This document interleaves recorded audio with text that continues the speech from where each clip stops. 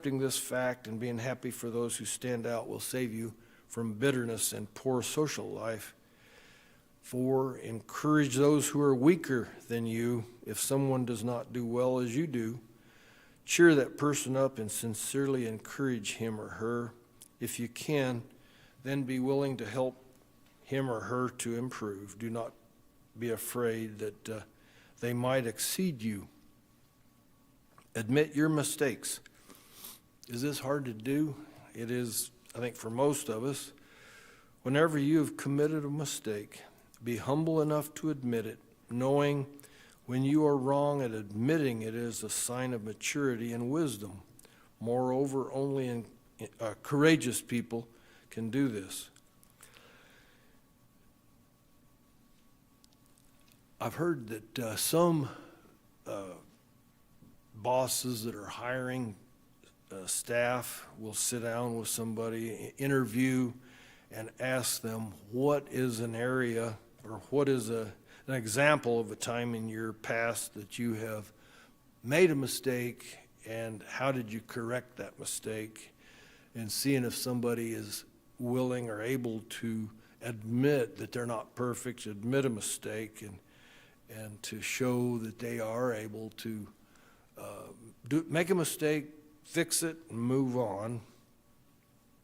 And that, no doubt, is a healthy, mature approach. 6, be willing to apologize if you've done wrong. It's not enough that you admit your mistake. You have to sincerely face the people you've hurt or done harm and apologize. Together with this, you need to accept open-heartedly whatever their response would be to your apology. Is this hard to do, to go to somebody and apologize for things that you've done that you know are wrong? Practice sportsmanship. Number 7. In competitions, it's normal that someone wins and someone loses. Prepare your heart for the truth that you cannot be the winner all the time, but that it is part of improving your craft. In case you lose, stop crying foul, but rather genuinely congratulate the winner.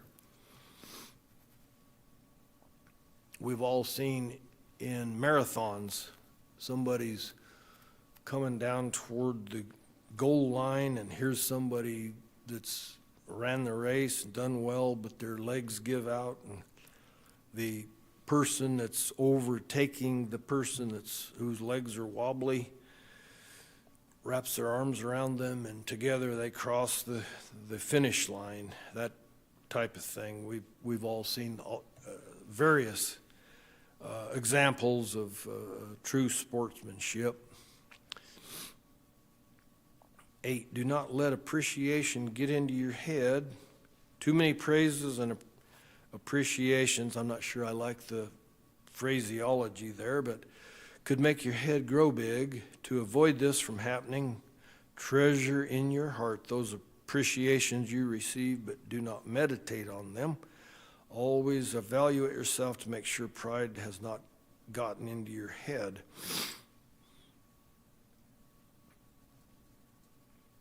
Do not envy others. Envy and jealousy can cause pride too. Since you want to prove you are better than the subject of your envy, you tend to compare yourself with that person. Highlight your advantages and his or her flaws. 10, be content and thankful for what you have. Is that hard to do? Josh. I was going to back up to, see, Yeah. what is this, number 8. Good. Of not letting appreciation go to your head. Another aspect, especially since we're speaking in the context of pride here, that we need to be careful when we are attempting to follow that is that we do not turn to the other extreme of being too proud to accept the appreciation and praise that others give. I remember a number of years ago I expressed in a priesthood meeting a bit of discomfort, I guess I'll put it that way, with some of the comments of appreciation and whatnot that I'll get after various things that I have done. And that I had made a comment to the effect of I really don't like sitting there listening to those things, because I know me well enough to know that I am not deserving of 90% plus of what is being said. But it was pointed out to me that is not an equation that is solely about oneself. There is also the appreciation that the congregation is attempting to express for whatever, and being aloof, dismissive, etc. of that is not doing a kindness to anyone. So there is a balance that has to be struck there in order for both ends of that equation to not wind up with an issue of pride. Well said. Yeah, and I appreciate you bringing that up. That is true. On one hand, not letting appreciation get into our head, have our head grow big, but on the other hand, does take a big person to let others display their appreciation for what you do. Well said. Thank you. Any other comments as we go along? Feel free. And number 10, again, be content and thankful for what you have. Many times when we do look around at others, whether it's their talents, capabilities, the cars that they have, whatever, they're driving a Ferrari, whatever it is, if we're not careful and if we're prideful, we might not be grateful for what we have, not realizing that there's a tremendous Austin over there dealing with the people down in Africa, and Ralph, the people down in Africa, and what they don't have and what they do have. They're grateful. I'm sure they're grateful for what they have, but we here in the States, I don't know what percentage of the world is much worse off than what we are. But anyway, be thankful for what we have. It says this does not mean you should not aim for greater things. You always have to persevere and achieve them. However, while you do not have them yet, be content and grateful for what you currently possess. This will stop you from being envious of what others have, which could lead you to compete. 11, put others before yourself. Another trait of being humble is being selfless, putting the needs and interests of others before yours. And then I don't think I like that next phrase. Just do not overdo it so your kindness would not be abused. Well, we probably would not have said that. Go ahead, John. Actually, I would absolutely agree with that statement. Okay. And I think what's being referred to Okay. there is something that gets talked about in the business world when it comes to the personality types. And this is just one of many different ways that personalities get categorized.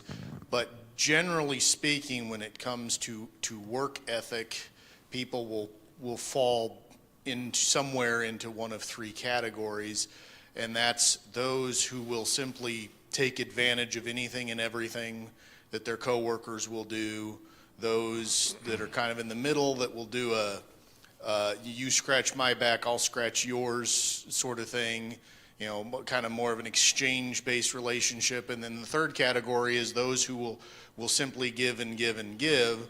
And one of the things that managers are told to watch out for is if you have a lot of the taker kind of personalities within a team or something that also has a number of giving type personalities, the takers will generally continually take advantage of those that give and give and give until you reach a point that those more giving type personalities are completely burnt out, that they're continually being taken advantage of without reciprocation. And so if that is kind of more the thing that is going on here, in terms of this author's thoughts, then yeah, I would agree with that. There needs to be judiciousness in how we approach these things. One of the things we talk about, for example, in the realm of stewardship, is that those rich young ruler and some of the other people that Christ interacted with in his time on earth, where he said, go and sell and give to the poor. The bishopric for years, long before I had any part in it, was pointing out the fact that Christ was not saying literally go and sell off and give away every last penny, because then you're simply in the same position of needing somebody else's charity. So in the essence of using wisdom and not giving ourselves away to the point that we are completely spent and can give no more, because then that doesn't do anybody any good. Well said. I agree. I agree with that. As you were talking, Josh, the phrase for us to be scripturally gentle as a lamb and wise as a serpent comes to mind, and that is true. That's true. If we allow takers to keep taking, you won't have any ability to give to the church and so on and so forth, and to others of the church that are needy. Number 12, do not demand attention and respect. Well, at least the attention part, and I think a big part of being prideful is looking for, demanding attention, and says never demand special treatment, acknowledgement, no matter what your position or credentials are. Like trust, respect is earned, and being unassuming is a first step to it. Bible says do not exalt yourself, because even God resists the proud. There's many scriptures that we will look at later about that. Go ahead, Josh. I was going to say the very point at which one demands respect is a pretty solid indication to everyone else that one is not worthy of the respect. Because and this text kind of alludes to it, it's like if you are in a position or have a talent, etc., that is worthy of respect, that's going to speak for itself. Well said. Whether it's in the church, whether it's in politics, wherever, you look at the drive, what is driving someone to do something. Is it the big word self-aggrandizement? Is it to just accomplish a goal? Or in our case, it's to glorify God and to gain souls to the Lord, rather than priestcraft to pump yourself up, make yourself look good, impress people. So do not demand attention. There was a few years where we were told by various ones, if you wear anything but a white shirt and a muted tie to church, you're looking for attention. And you shouldn't do that. Well, we're slowly getting away from that. I think one of these days I'm going to wear a pastel shirt and a slightly printed tie. Yeah, Rush Limbaugh tie. But, Mike? Yes. I think one great illustration of following this rule was Jesus washing the disciples' feet. He was their Savior, he was their Lord, but he abased himself to serve them in the lowest of ways. Yes, well said. What you have seen me do, he said, do you to your friends, do you likewise. So good point. Steve?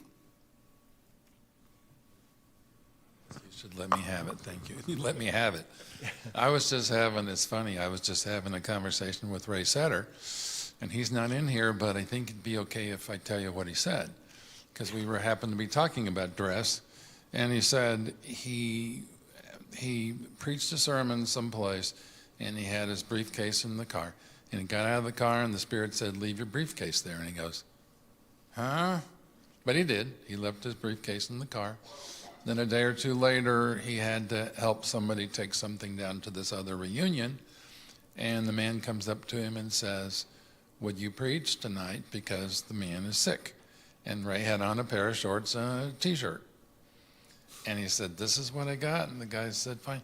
And he said, I gave that same sermon that I gave a week ago, and it was the same, even though I was dressed a lot differently. So if you don't agree with that, Ray's back there someplace, okay? Well, you bet. Don't demand attention. So probably in that scenario, he was not necessarily. He wasn't demanding it, but he got it. Yeah, okay. Was not demanding it, but he got it. 13, treat others like how, again, interesting phraseology. Treat others how you want to be treated. If you want to be respected, then you have to respect everyone else. If you want to be served, then you have to serve others too. Never think you deserve better treatment than how you treat others.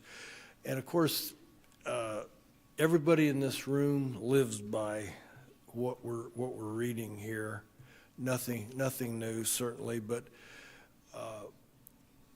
it really does showcase to me how important it is in the Lord's eyes that we as a people be humble, full of love, that we have a broken heart and a contrite spirit, how tremendously important that is. And the Book of Mormon, as we know, is full of times when the people would be on a spiritual high, the pinnacle, and then pride caused them to start going downhill, clothing and jewelry and so on and so forth. And it's very important. Serve others. Do not wait to be served like you are royalty. Be willing to serve anyone, especially those who are less privileged than you. Again, as Sarah brought out, even Jesus washed the feet of his disciples. And yes, we have done that in the school of the prophets, washing of feet. Terry has done that in the last year for those in attendance. Do not think highly of yourself. No matter how high your education level is or how much you have in the bank, never think that you are better or more important than anyone else. The more blessings you've received, the humbler you should be. Notice how the more fruits a tree branch has, the lower it bows. I love the scripture that says, to whom much has been given, much shall be required. I love that. Matt, yeah, go ahead, Matt.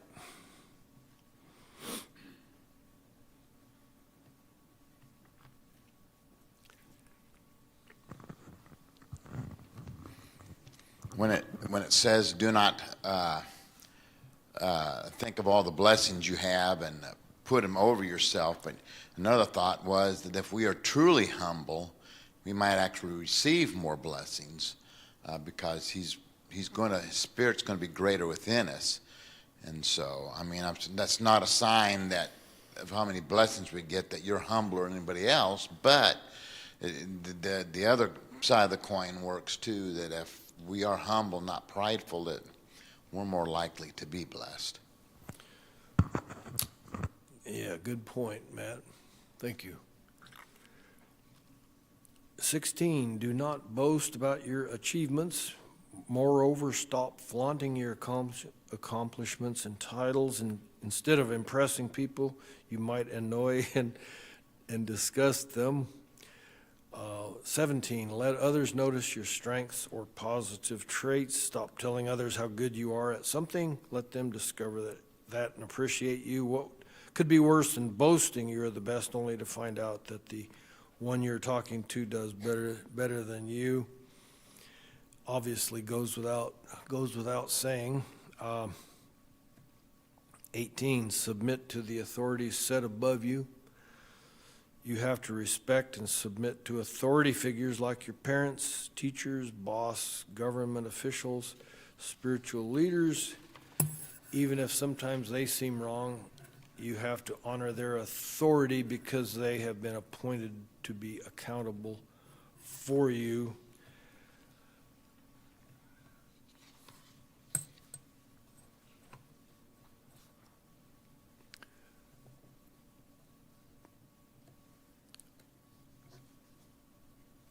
Well, I did spend some time looking at this subject of pride, being proud, humble. We use the phrase, really had no pride in himself at all. He just, is there a good type of pride? Is there a bad type of pride? Go ahead, Josh. Well, I think that goes back to our definitions. I'll be honest, this is a subject I feel about the same way about as I do the word of wisdom, because I've watched as I've grown up in the church how frequently this subject turns into a cudgel or a battering ram or however else you care to describe it that folks use against one another. And I can recall probably 2 or 3 points within my time alive and in the church at which, following having had this class as a subject matter somewhere, everybody started having renewed persnicketyness about the word pride coming out of anyone's mouth in any sort of context. And I think if we come back to the definitions and answer to your question there, the good and the bad,